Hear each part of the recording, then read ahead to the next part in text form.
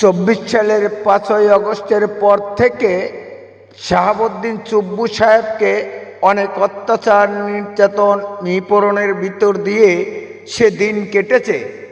কিন্তু এটা করেছে, আরও আগেই তারে পদত্যাগ করাতে পারত এবং করত, কিন্তু জামাত, বিএনপি, এনসিপি রেখেছে তাদের স্বার্থের জন্য। কেননা তারা বাংলাদেশে 16-17 বছর ধরে কোনো কার্যকলাপ চালাতে পারে না।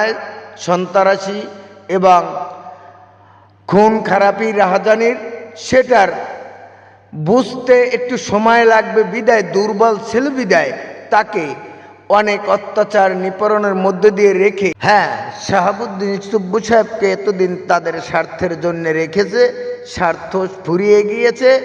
এখন তারা তাকে অপমান, অপদস্থ করে তার পদত্যাগ করাচ্ছেন। সেটা তো বাংলার মানুষ দেখেছিলেন যে সংসদে কিভাবে জামাত, বিএনপি, এনসিপি মিলে শাহাবুদ্দিন চুব্বু সাহেবকে একবার অপমান করা হয়েছিল। তাকে নেতৃত্ব দিতে, বক্তব্য দিতে দিবে না, তাকে অনেকভাবে হেনস্থ করা হয়েছিল সংসদেও। আপনারা তো দেখেছেন কি কষ্টের ভিতরে দিন কাটিয়েছিল।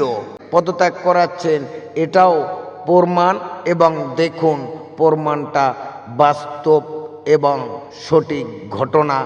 কিন্তু তারপরও শাহাবুদ্দিন চুব্বু সাহেব সে মনে কষ্ট নিয়ে কোনো কাজ করেনি। আওয়ামী লীগের স্বার্থে, বঙ্গবন্ধুর স্বার্থে, জয় বাংলার স্বার্থে তিনি সব কিছুই মাথা পেতে নিয়েছেন, শুধু দেশের স্বার্থে, দেশের মানুষের স্বার্থে।